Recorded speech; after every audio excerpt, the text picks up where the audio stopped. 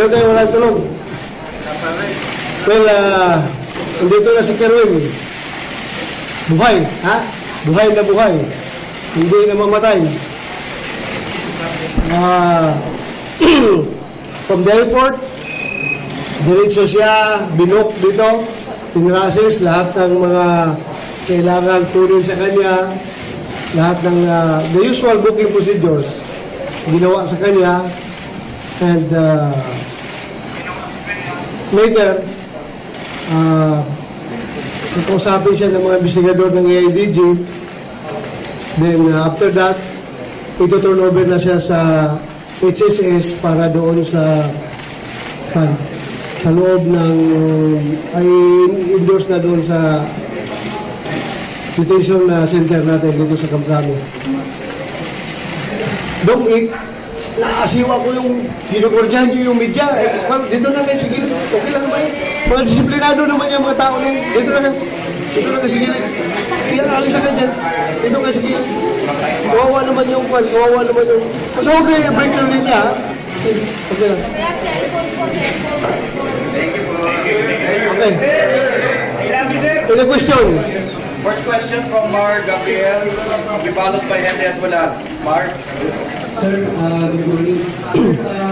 Gaano kahalaga na nandito na si Kerwin at ano yung mga inaasahan nating magtitiga sa kanya? As I have said, Kerwin is like the missing link.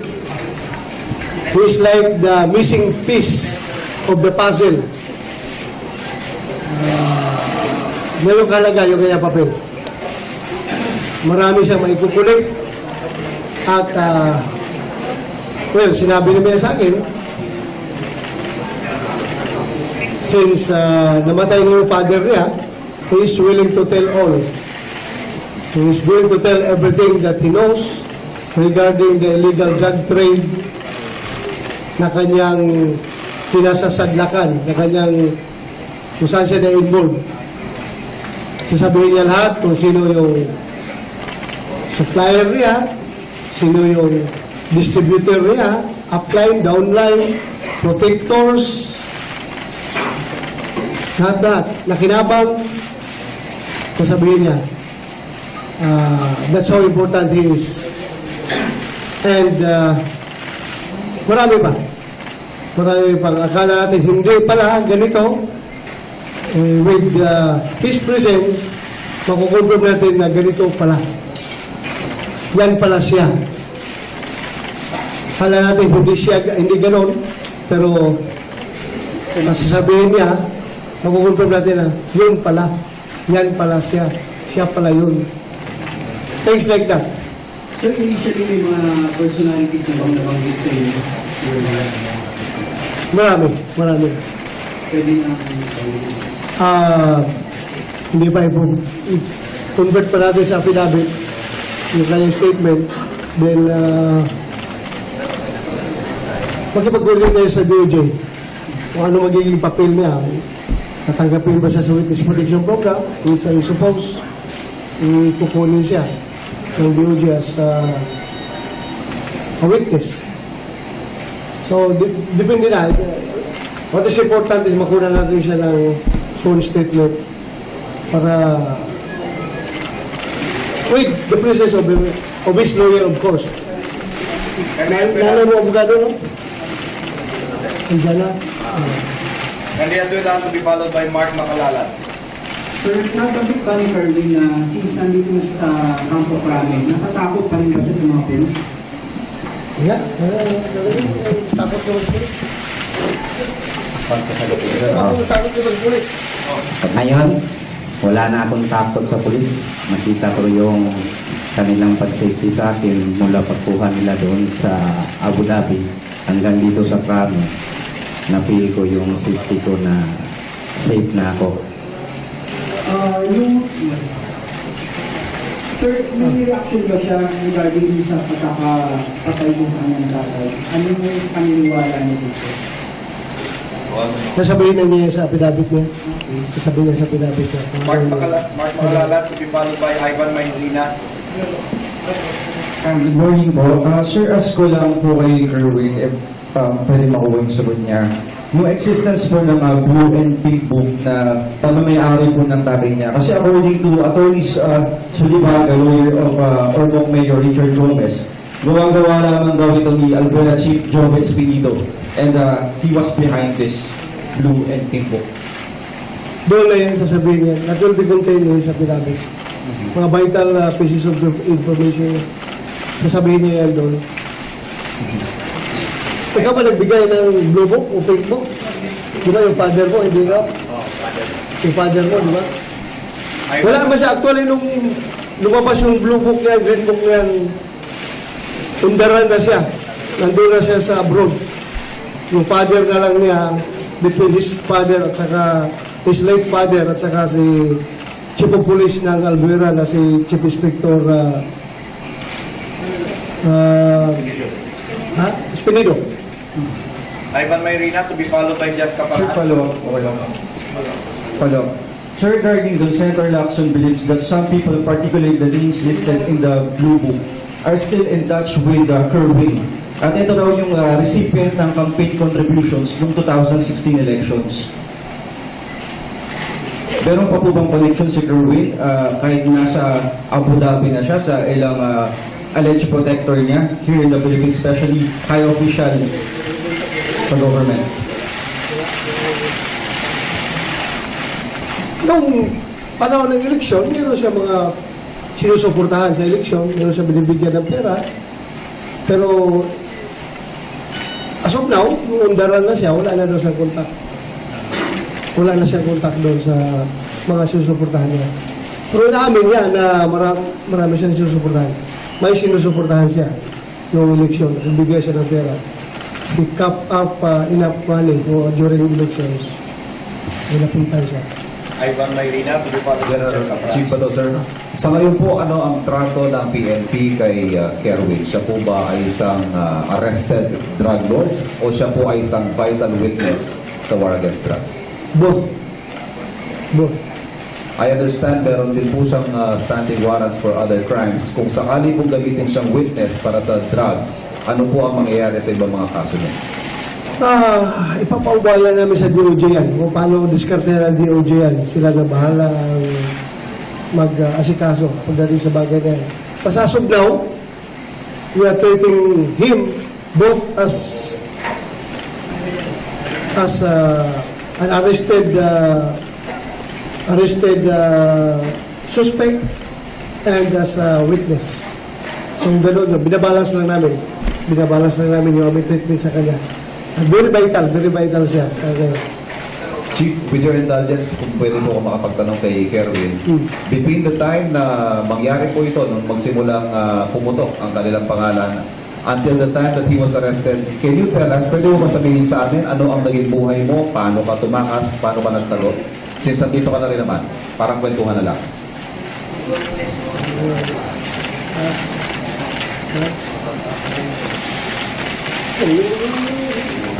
Isipat mo lang, yung ruta mo. Bakit mo yung kabigyan mo ng layas? Ibat pa. Yung ruta mo, usahan mo na bakit na. Pakiulit mo, sir. Nung time na unang pumutok ito, nung may mga nahuli na tao daw ninyo, nung sumuko na yung tatay mo, nanawagan sa'yo, maluha-luha ka na, sumuko ka na, hanggang sa araw na maaresto ka sa Abu Dhabi, paano ka nagtago? Saan ka nagpupunta? Paano naging buhay mo? Una sa lahat, kaya ako umalis sa bansa dahil nakita ko yung totoong tao na naging isang ama sa sambayan ng Pilipino na ginagawa niya na talaga yung pagbabago. Sineryoso niya yung mga sa kriminalidad, lalo na sa droga. Kaya ako ay lumayas na sa bansa natin kasi takot na ako. Hindi ako lumayas na tatalikuran ko yung problema ko dito. Lumayas ako para madala ko sa malayong lugar yung mga anak ko at asawa ko para sila ay maging safe. At saka sabihin ko sa inyo yung ruta ko sa pag-alis ko ng bansa. Hindi po ako nag-backdoor. Philippine to Kuala Lumpur, Kuala Lumpur to Phuket, Phuket to Bangkok, Bangkok to Hong Kong, Hong Kong to UAE. Yun po ang naging nangyari sa paglayas ko. Nag-disguise ka ba? Nagpagawa ka ng... Nagparetoke ka? Ano bang ginawa mo para to elude arrest? Wala. Inantayin ko na lang na ma-aristo ako. Sabi mo, ito, yung ilong niya. Ilong ko. Di ba yung ilong niya dati, Pango. yung previous niya na picture, pango. Ito, So ito ginawa isa. mo yan, Kerwin, para talaga hindi ka makilala, para maiba itsura mo. Hindi, ano na to. Dati na to. Dati na tong ginawa. King Jeff Salamat. Samaras, to be followed by April Rapales. General, kung pwede rin po sana kung si Kerwin din po yung sasagot ko to, sir. Ano? Pero Pwede lang naman, sir. ikaw Sir, lang ang ka. tanong ko lang, sir, ano ang paniniwala ni Kerwin sa pagkamatay ng kanyang ama? Sir, since nailabas na rin naman sa isang panayam earlier, pwede mo bang pasagutin din sa tungkol doon kung anong paniniwala niya sa pagkamatay ng kanyang ama?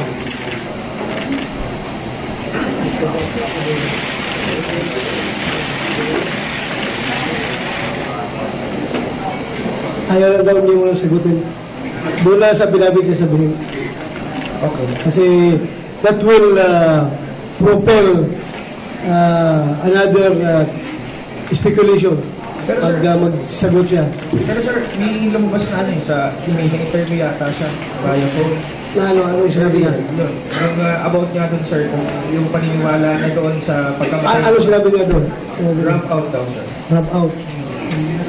Bahala na. Sige lang, tingnan na natin. Sasabihin naman niya lahat yan. So, wala siya man doon.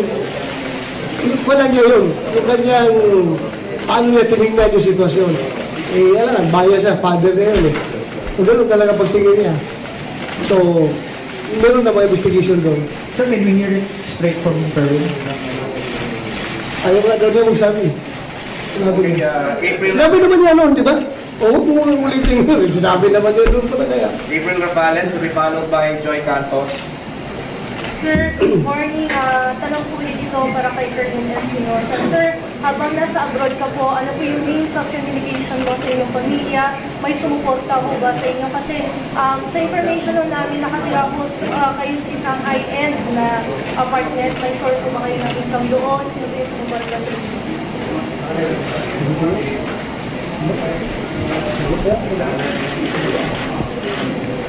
Pakiulit po, ma'am. Habang kayo po ay nasa abroad, ano po yung source of income ninyo? O meron mo bang sumusuporta sa inyong mga personalidad o mga kaalyado, mga relatives? At ano po yung means of communication ninyo sa inyong pamilya? Wala pong nagsuporta sa akin kundi ang ginagamit kong pera nung nasa abroad ako, yung dala kong pera dito sa Pinas. Yun lang po, ma'am. Joy Cantos. Wala siyang, hindi ka gumagamit ng credit card habang nasa abroad ka? Sigado ka? ATM. Aside sa ATM, meron ng cash na dollar, dala. O, meron daw siyang dala-dalang 40,000 US dollars, di ba? Yun yung ginagamit mo doon. At saka ATM, walang credit card. Joy Cantos, to be followed by Gary De Leon. Sir, good morning po. Sir, is Mr. Espinosa willing to cooperate in the investigation? But before that, are you going to subject him to drug test, sir? Sasabject ko ba sa drug test si Kerwin? Hindi na kailangan dahil aminado naman niya siya na drug lord siya eh. Inaamin naman niya na drug lord siya. Ang drug lord naman not necessarily gumagamit o hindi. Pero kung gusto mo, kung hindi siya gumagamit dahil matagal siya doon eh. Nakagamit ka ba doon ng drug doon sa kwan? 12 years na doon siya hindi gumagamit. So useless yung drug test niya. Pero inaamin naman niya talaga drug lord siya. So walang problema. Sir, in the government quest for a drug-free Philippines, the PNP is on the second phase of Oakland Double Barrel, Mr. Kerwin. What more can we expect in the coming days? Kasi, di ba may mga ini-involve sa personalities na drug-free. Ano pag nakasama natin sa Philippines? Heads will roll pag sino yung mga involved. Wala tayong sinasanto dito. Kung meron man siyang mga police na protector, we've been doing that. Kinakasuhan natin, ina-assign sa mga pwesto na kung saan hindi na sila makapag-engage sa droga, ganun gawin natin. Gary Pagka- Leo. Karaoke muna tayo, Joy. Gary Leo, Father Joel Arwen. Sir, De Rosa, papayagan po ba natin magdalaw ni Kerwin Wade ng tatay niya? Pag-aralan namin. Pag-aralan namin. Lastly, sir, yung kambal niya si Kevin kasi nag-text sa akin yung sister niya na ano raw, may mga banta sa buhay. Kasi yun ang pabalik sa bahay ni Kevin. Hindi natin makuha yan. Hindi natin iwasan yan. Meron talaga. Sa dami ba naman yung isisiwalat at sa dami ba namang taong involved sa kanyang illegal drug trade na ngayon nanganganib na maisa publiko at mapapaila ng kaso hanggang they are after him, yung mga tao na yun. But on the part of the PNP naman, I have started the RD of PRO 8 si General Beltiar na i-secure yung pamilya niya. Joel Perez, to be followed by George Caines. Chief, kanina may yung interview sa kanya sa and he was mentioning na hindi daw siya drug lord ng Eastern Visayas. Hindi daw. Hindi daw po siya drug lord ng Eastern Visayas. Nabibento. Tama ba yun? Totoo ba yun? Kwan yan, depende yan sa paningin niya kung ano yung kanyang papel. Pero we have our way of classifying drug personalities. As far as the PNP is concerned, he's a drug lord. Another question. Pero nagbibenta lang daw siya, sir. Ang drug lord ba hindi pa nagbibinta? Sino kaya yung sir? Sinasabi niya na talagang drug lord? Meron Lord over Lords. Diba? Lord 1, Lord 2, Lord 3, Lord 4, Lord 5. May mga ganyan kanyang kwan yan. Pero Lord pa rin siya. Diba, Kerwin? Kung saan ka? Lord of the Rings. Last two questions will come from George Caines. Sir, good morning. Amir. Sir, nakita natin yung security preparations na ginawa niyo. Meron ba tayong natanggap na validated information regarding threats kay Kerwin? Because, we did this all and we don't know kung ano ba. Meron ba kayo natanggap siya ng threat against him? That's why we did this preparation. Wala naman. Naniguro lang tayo. In fact, I have been inviting them yung would-be assassins ni Kerwin. Kung sino gusto pumatay sa kanya, get it on. Let's get it on. Bring it on. Sir, Kung gusto ay i-announce ko pa nga yung itinerary namin eh. Kung gusto yung mga boss, abusin nyo kami. Bring it on. Matagal na namin hinahanap yan. Sir, given that, with your profession, ano kaya yung pakiramdam mo, Kerwin, sir, nung pauwi na siya ng Pilipinas? Because we know for a fact na after what happened to his father, at yung paghahanda rin na sinasabi ng nasa na, Pakiramdam mo daw. Sabi mo yung pakiramdam mo. Ha? Ito, manadlo ka? Ha? Magira ka?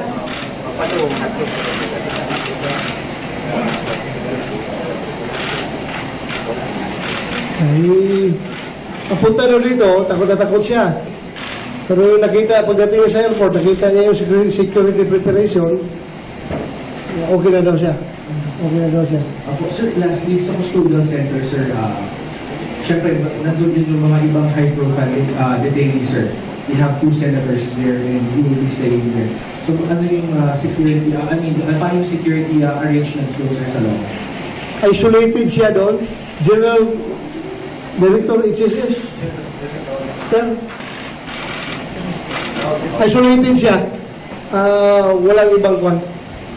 Walang ibang makakalapit sa kanya doon kahit na yung kapwa niya detainee. Isolated yung kwan niya, sir, yung kanyang lugar doon. Kahit na yung ibang detainee, hindi makalapit sa kanya.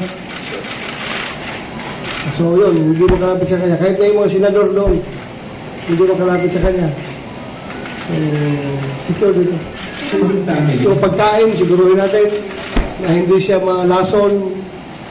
Lahat ng visitors, walang makapasok doon without clearance coming from me or from Colonel Ferro.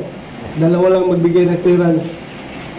Kahit abogado niya, pamilya niya, kung pupunta doon, may clearance sa akin ng kay Colonel Pero. Naniguro tayo. Final question.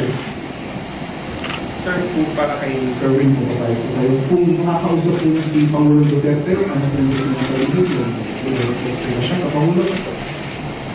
Sabihin ka, okay. Ang hiling ko lang sa ating presidente ay humihiling ako ng tawad kung ano man yung mga nagawa ko dati at sana bigyan niya ako pagkakataon na magbagong buhay. At itong sitwasyon ko ngayon na wala na yung papa ko, maaasahan niya lahat ng mga involved sa drug trade, nalalaman ko, lalabas silang lahat yung mga pangalan nila. Yun lang po. At isa pa para sana. Personal mo bang kilala si Senator Dilma? Personal mo kakilala kayo? No comment lang po ako. Sinabi ko na po sa isa sa EIDG na si Colonel Pero po yung mga mga impormasyon. Kailan na kami nag-usap ng tatay mo? Saka ano yung huling napag-usapan niyo? Wala na, na kami, kanya-kanya na yung Okay, thank you very much po. Final Ito pala yung naghuli kay Kerwin doon at nag-escort pabalik dito si Colonel Pero, si Colonel Peralta, yung ating police attaché sa Riyadh, Saudi Arabia, si Colonel Magalona, at saka si Colonel Delbo. Silang apat yung nagtrabaho talaga doon para mahuli si Kerwin. Sir, will you be allowed to appear before the Senate? Ano lang? Sir, will you be allowed to appear before the Senate? Kasi may invitation sana. It depends. Kung i-require kami ng Senate na i-present siya doon, then while he's in our custody, dadalhin kami doon. Kung i-require ng Senate. Okay. That would be it. Salamat po. Maraming salamat. Okay na? Dali, baka may papamol. Wala kayong tulog eh. Pagbigyan natin. Wala kayong tulog eh. Puyat kayo sa kakahinga abang. Para kay Kerwin, yung mga sinabi ng papa mo na 40 plus na kinukonfirm mo ba yun yung sinabi ni papa mo sa affidavit siya? Nadali ako mo sasagot sa'yo dyan. In fairness, hindi pa niya nakita yung affidavit dahil nga wala silang communication ng father niya habang nandoon siya. Mamaya, i-compare niya natin yan sa sasabihin niya sa affidavit niya na kukunin ng EIDG. I-compare natin yan sa sinabi ng father niya. So kung magkakatugma, So ngayon siya kukunan siya ng statement yan ng kukunan siya ng statement. Thank you. I-cross match natin yun, yung mga pangalan na yun para talagang mako-confirm. Mr. General Val Gonzales po, DCRH. Tayo po ay mga Pilipinong may malakihong pagpapahalaga sa pamilya, lalo na ho ang namatayan o lalo na ho ang namatay. Ano ho ba, Mr. General, na makapagkukumbinsin ho sa inyo na payagan ho si Kerwin na makita ho sa huling pagkakataon ng kanyang ama? Hindi mo na ako kailangan kumbinsihin. Ako'y Pilipino, ako'y Kristiyano, ako'y Katoliko, ako'y may pamilya. Alam ko yung naramdaman ng isang anak na namatayan ng ama. By all means, gusto ko siyang makapiling yung father niya bago ilibing. But because of some security considerations, pag-iisipan mo namin, pag-aaralan namin yan. Huwag mo kayo mag-alala. Tao rin ako. Tao rin kami na pareho tayo ng pakiramdam. Gusto natin magkapiling yung mahal natin sa buhay. Hanapan namin ang paraan yan. At kung mag-determine namin na okay, pwede siyang dalhin doon, then maybe lang ha, maybe. We will consider that.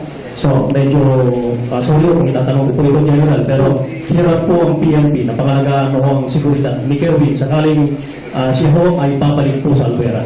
Hindi hirap. The PNP is on top of everything. Wala kaming kinatakutan na sinong nagtitreat sa kanya. In fact, hinahamon ko pa nga. Sino ang gustong pumatay kay Kerwin, andito din si Kerwin, puntahan nyo. Atakihin nyo yung Camp Krabi. Kung gusto niyo yung mamatay si Kerwin, umatak kayo dito. We cannot be cowed by this itong mga kriminal na ito, itong mga sindikato na ito. Ay na. Kami lang nandiguro lang dahil sayang din eh. Namatay na yung father niya, tapos mamatay na naman ito. Wala na mangyari yung ating gira sa droga. Wala lang. Itong mga malalaking tao na sa taas na ma-implicate, masaya sila. Kung mamatay ito, wala nang magdidiin sa kanila. Kaya naniguro lang tayo. Pero pag sinabi mo na kami takot, wala po kami kinatakutan. Pagdating sa masasamang tao, hindi po kami natatakot. Next question, sir. Sir, Ann Sobrano. Sir, tanong ko lang kay Kerwin, kung nalaman niya or na balitaan niya yung panawagan ng father niya dito sa kampo namin na sumunod. Tama, nakarating ba sa'yo yun? Umiyak yung father mo dito. Kasama ko nung nag-surrender siya. Umiyak siya, nakiusap sa'yo na umuwi ka na. Nasa Malaysia ka nun. Umiyak siya na nakiusap sa'yo na umuwi ka na para wala ka kibalo. So, wala siyang alam, sir. Hindi na karoon sa kanya dahil undaran na nga siya. Nasa Malaysia na siya nung panahon. Saka wala na kayong contact, di ba? Meron, wala. Kasi ang father niya, na habang nasa White House noon, kubrinawaan din, naghanap talaga na paraan na makontak siya. Pero yung sabi ng father mo, nakontak daw ka daw through your auntie. Yung auntie mo ata nakakontak sa'yo, na sinabihan ka na nag-surrender na yung father mo dito. Tapos pinapauwi ka, wala ba yung auntie mo na nag-contact sa'yo? Amerika? Oo, parang Amerika. Wala? Last Sir, question. may kamag-anak ba siya dito ngayon? May mga kamag-anak na pumunta? Nandito yung kanyang sister at saka abogado niya. Andiyan yun? Andiyan yung sister niya? Andiyan. Ano ba? May abogado na siya. Ha? May abogado na siya as we speak niya. May Tagalog ba? Abogado siya. Abogado? Ngayon. Saan yung abogado? Hindi, si Kevin po. Meron. Kailangan niya pagkuha ng pinabit mamaya assisted by counsel. Chief, yung nagbigay po na informasyon that led to the arrest of Kerwin, makakakuha po ba yan ng reward? Was there any bounty for his arrest? Formally, wala pa naman, wala pa ito nakalagay na ba ito sa DLG reward list natin, wala, negative. Pero depende na kay Presidente kung magbigay si Presidente ng reward dahil diba sabi niya na magbigay siya pag man-neutralize. Depende na kay Presidente kung magbigay siya. Tatanungin ko na lang. Kung magbigay ha, pag may aasa yung informant doon na mayroong pan. Actually, in fairness naman doon sa informant, Pilipino siya na nagmamalasakit sa nangyayari sa ating bayan. At talagang sumusuporta siya. Kaya siya tumawag sa atin sa kinaroroonan ni Kerwin. Kilala mo na yung informant mo? Yung nagsabi mo saan ka, kilala mo na? Ha? Sino? Sige lang, please. Sir, dito po. Sir. Last. Sir, si Kevin Espinosa, pagkatapos natin mahuli, sino nang sunod sa listahan ng PNP? Meron bang tina-target na yun, na high value target, o magbabase tayo sa testimonya sa salisay ni Kevin? Marami pa. Hindi ko na sabihin dahil yung mga bahay nila, nililisin nila ng gusto. Wala nang magawa doon pag niraid natin. Meron, marami pa. At saka, ito sasabihin niya, that will bolster everything. And the more tayong maniniwala na talagang dapat talagang mag-case build up tayo dito sa mga tao na ito. Dahil nga, sa sasabihin niya. Sir, having said that, how high up in government ang inabot na mga nakinabang kay Kerwin Espinosa? Lagi po nababanggit, then Secretary, now Senator Laila de Lima. Pero pa po bang mas mataas sa kanya? Gano'n po kalawak in government ang naging pakinabang kay Kerwin? aabot sa ganung punto, ganung level, depende sa makukuha natin ang pinabit sa kanya. Kasi initially, mayroon na siyang sinabi. Just don't put those words in my mouth. Hintayin na natin maglabas galing sa kanya. Basta, nasa mataas. Mataas yung aabutin. Si Franz Sabalones, ano na nangyari kay Franz Sabalones, yung drug lord na susuko dito sa Italy? Oo, ano na nangyari, sir? May kaso na pinagaya sa kanila. Saan na po siya? Ano na po ang abot sa kanila? Kinasuhan nila sa IDG. Dahil tanongin ko sa IDG, kasi kinasuhan nila. Okay. Thank you very much po. Magandang umaga po sa inyo. Thank you for staying awake. So, pwede na kayo matulog. Ha? Hindi pa, sir. Ha? Hindi pa. Bili pa. Mag-report pa din. Mag-report pa kayo. Matulog na kayo at magpahinga na rin kami. So, maraming salamat ha. Thank you. Thank you. Thank you. Thank you. Salamat. Sa may Okay.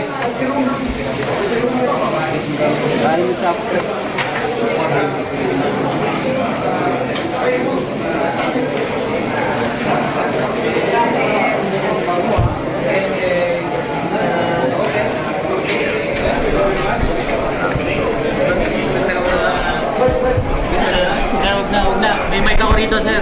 Sir, wag na.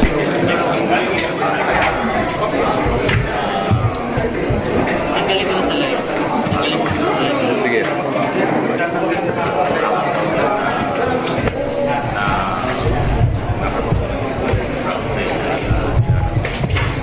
Ano tayo walang tulog? Well, nandito na si Kerwin. Buhay, ha? Buhay na buhay.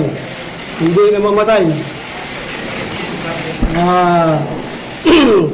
From the airport, diretso siya, binok dito, pinrasis lahat ng mga kailangan tunin sa kanya, lahat ng the usual booking procedures ginawa sa kanya, and later, nakausapin siya ng mga investigador ng AIDG. Then after that, ito-turn over na siya sa HSS para doon sa loob ng ay endorse na doon sa detention center natin dito sa Camprano. Dong, naasiwa ko yung ginugordyan nyo yung media. Dito na kayo, sige. Okay lang naman yun. Mga disiplinado naman yung mga tao na yun. Dito na kayo. Dito na kayo, sige. Alisan ka dyan. Dito kayo, sige. Kawawa naman yung kwan. Kawawa naman yung... Basta huwag na break yung linya, ha? Okay lang. Okay. Any question? First question from Mar Gabriel, followed by Henry at Bulan. Mar? Sir, good morning. Sir, gaano kahalaga na nandito na si Kerwin at ano yung mga inaasahan nating mapipiga sa kanya? As I have said, Kerwin is like the missing link. He is like the missing piece of the puzzle. Ngayon kahalaga yung kanya papel. Marami siyang maikukulik. At, well, sinabi naman sa akin, since namatay na yung father niya, he is willing to tell all. He is willing to tell everything that he knows regarding the illegal drug trade na kanyang pinasasadlakan, na kanyang kung saan siya na-involved. Sasabihin niya lahat kung sino yung supplier niya, sino yung distributor niya, upline, downline, protectors, lahat-lahat, nakinabang, sasabihin niya. That's how important he is. And marami pa. Marami pa. Akala natin hindi pala ganito. With his presence, makukonfirm natin na ganito pala. Yan pala siya. Akala natin hindi ganon, pero masasabihin niya, makukonfirm natin na yun pala. Yan pala siya. Siya pala yun. Things like that. Sir, initially may mga personalities na bang nabanggit sa inyo? Marami. Pwede na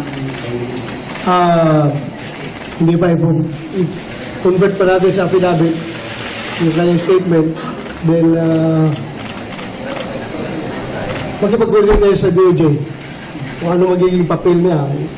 Tatanggapin ba siya sa Witness Protection Program? Which I suppose, ikukunin siya ng DOJ as a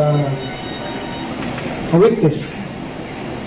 So, depende na. What is important is makuha natin siya ng sworn statement para with the presence of his lawyer, of course. Nalala mo, abogado, no? Andiyan na.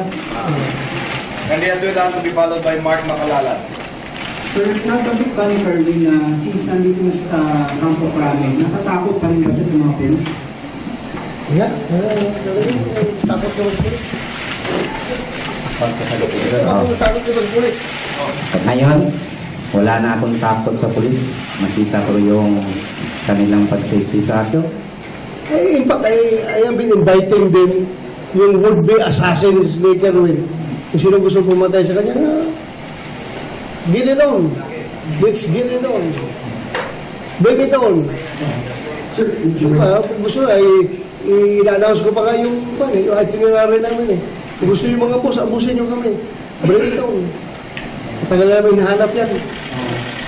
Sir, given that, no, in your profession, ano kaya yung pakiramdam mo, Kerwin, sir, nung pauwi na siya ng Pilipinas? Because we know for a fact na after what happened to his father, you know, at yung paghahanda rin na sinasabi ng natin na, pakiramdam mo daw. Sabi mo yung pakiramdam mo. Ha? So, manadlo ka? Ha? Magyara ka?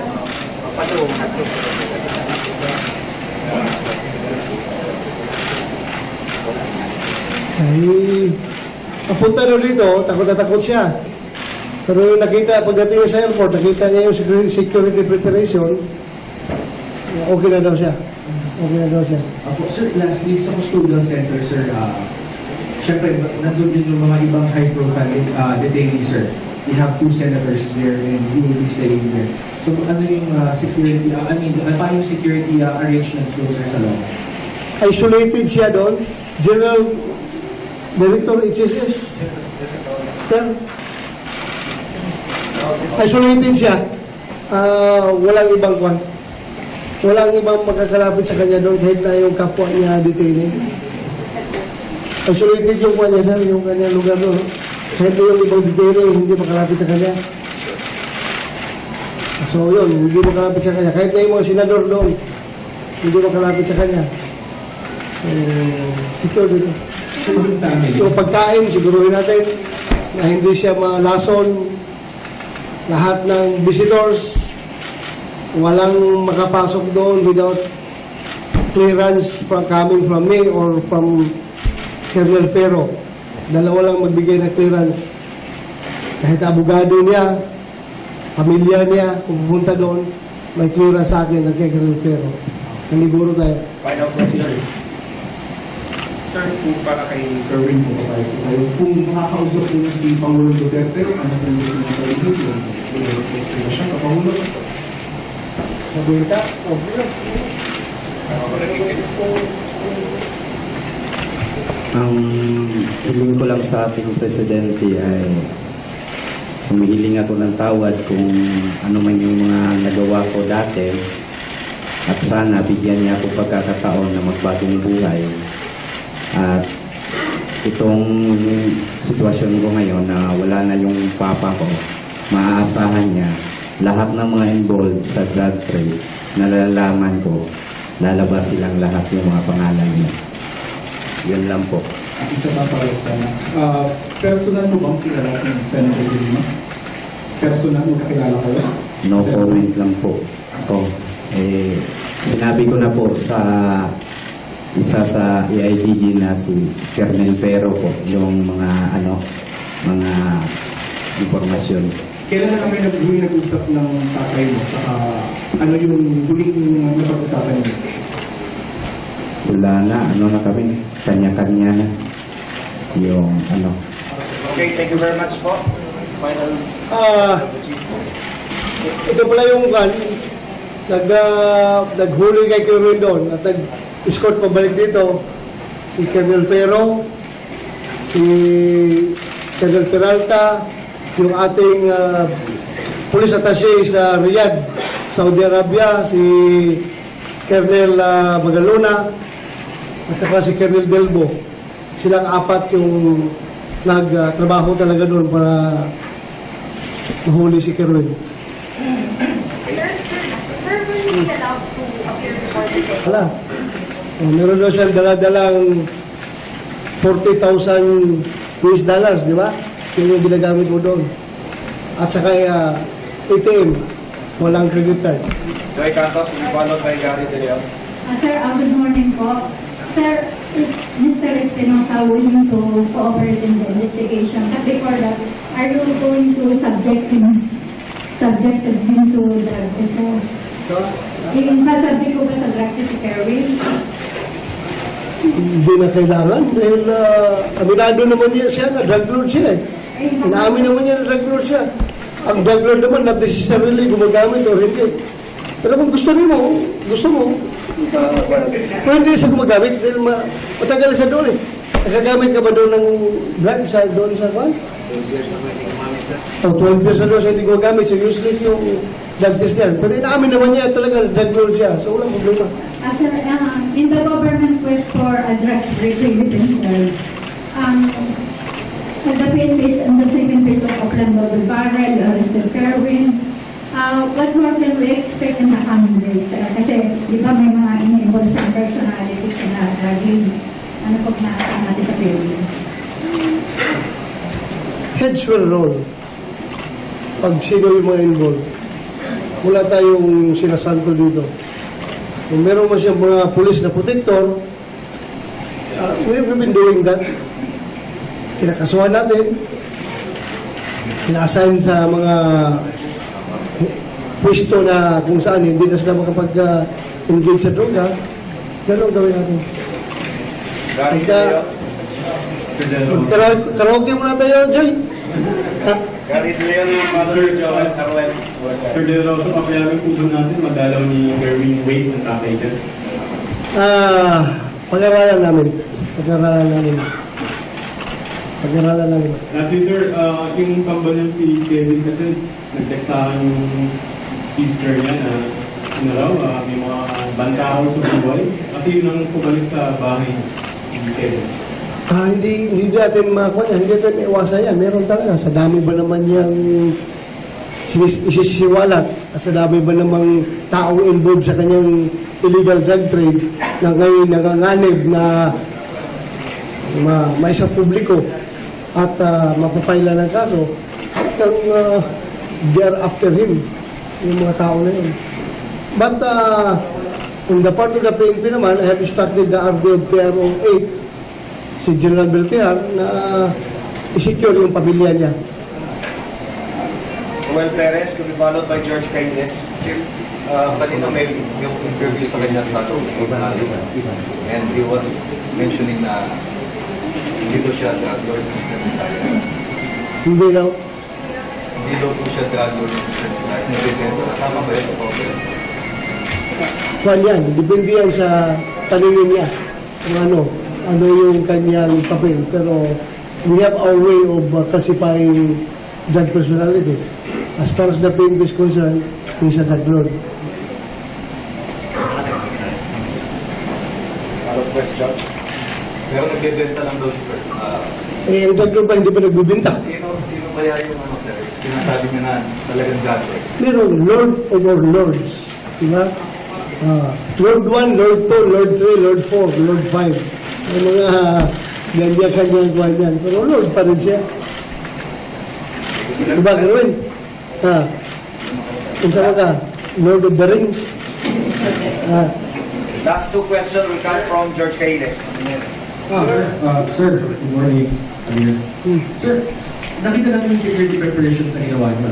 Meron ba tayong natanggap na validated information regarding threats kay Kerwin?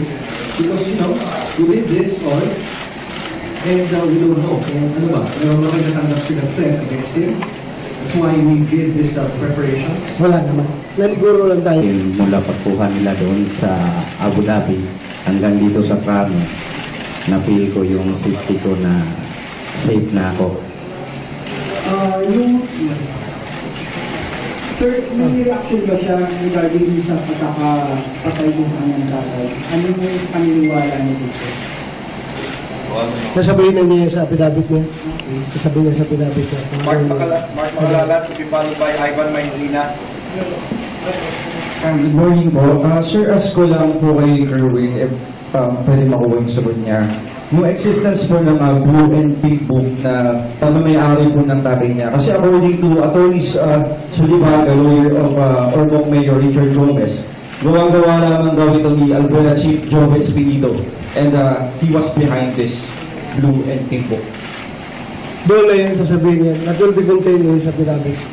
Mga vital pieces of information. Sasabihin niya yan doon.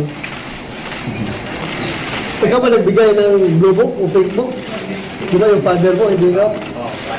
Yung father mo, di ba?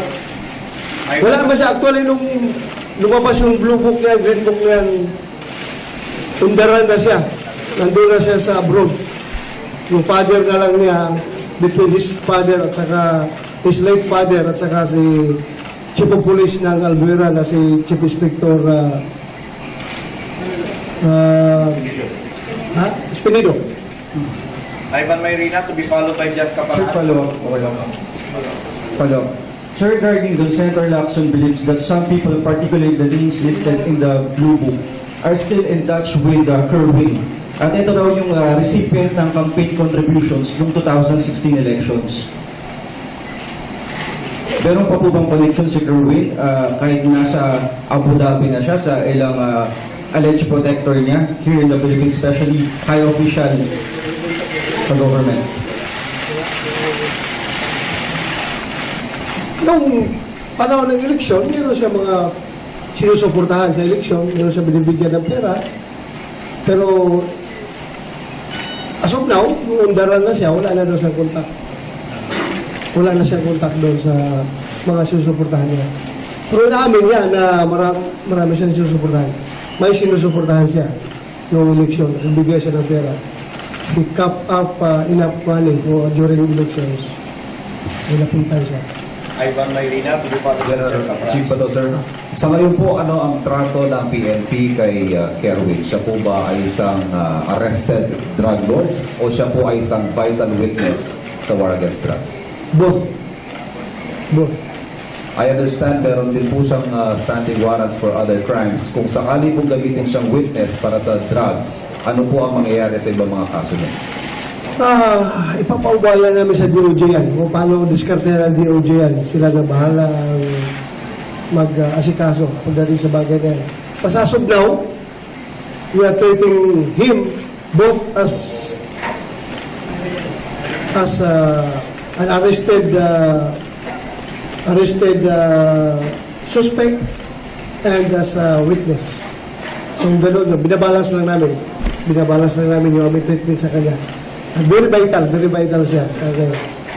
Chief, with your indulgence, kung pwede po ako makapagtanong kay Kerwin, between the time na mangyari po ito, nung magsimulang pumutok ang kanilang pangalan, until the time that he was arrested, can you tell us, pwede mo ba sabihin sa amin, ano ang naging buhay mo, paano ka tumakas, paano ka nagtago? Since nandito ka na rin naman, parang kwentuhan na lang.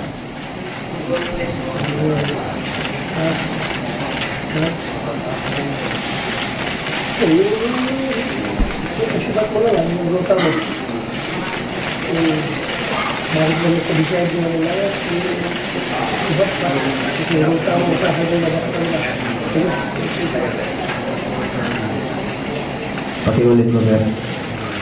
Nung time na unang pumutok ito, nung may mga nahuli na tao daw ninyo, nung sumuko na yung tatay mo, nanawagan sa'yo, maluha-luha pa, sumuko ka na, hanggang sa araw na maaresto ka sa Abu Dhabi, paano ka nagtago? Saan ka nagpupunta? Paano naging buhay mo?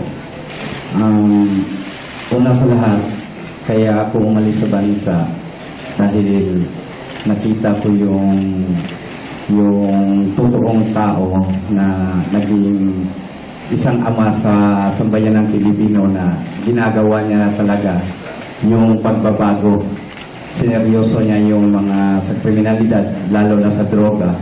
Kaya ako ay lumayas na sa bansa natin kasi takot na ako.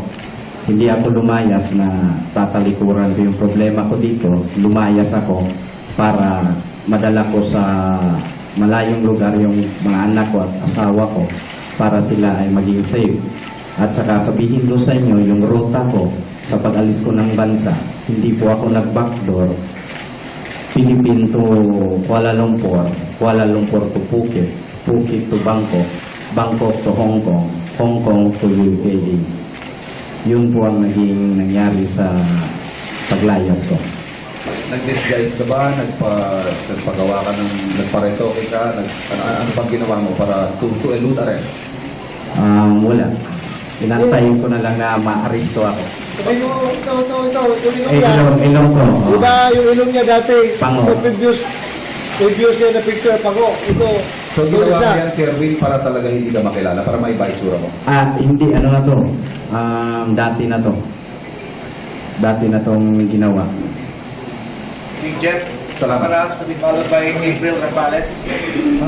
General, kung pwede rin po sana kung si Kerwin din po yung sasagot ko to, sir. Ano, Pwede lang naman, sir. ikaw Sir, lang. tanong ko lang, sir, ano ang paniniwala ni Kerwin sa pagkamatay ng kanyang ama? Sir, since nailabas na rin naman ito sa isang panayam earlier, pwede mo bang pasagutin din sa tungkol doon kung anong paniniwala niya sa pagkamatay ng kanyang ama?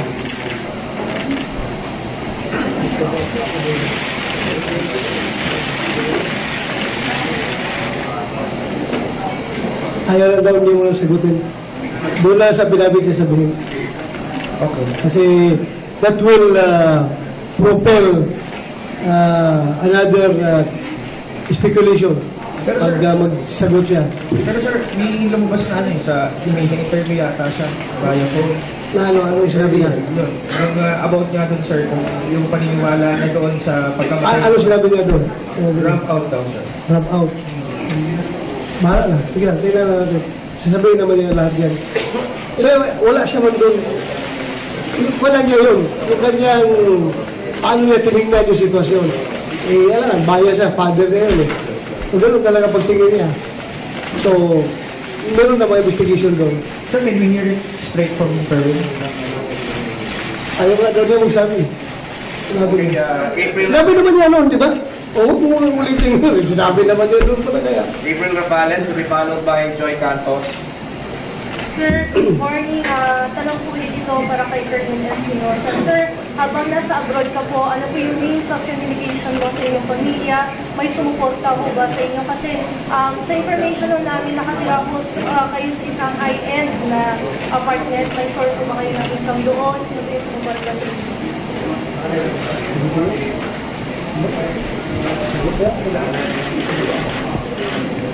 Pakiulit po, ma'am.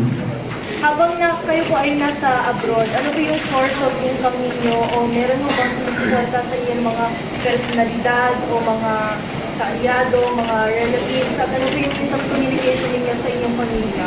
Wala pong nagsuporta sa akin kundi ang ginagamit kong pera nung nasa abroad ako, yung dala kong pera dito sa Pinas. Yun lang po, ma'am. Joy Cantos. Wala siyang, hindi ka gumagamit ng credit card habang nasa abroad ka? Sigado ka? Ito yun. Aside sa ito, meron ng cash na dollar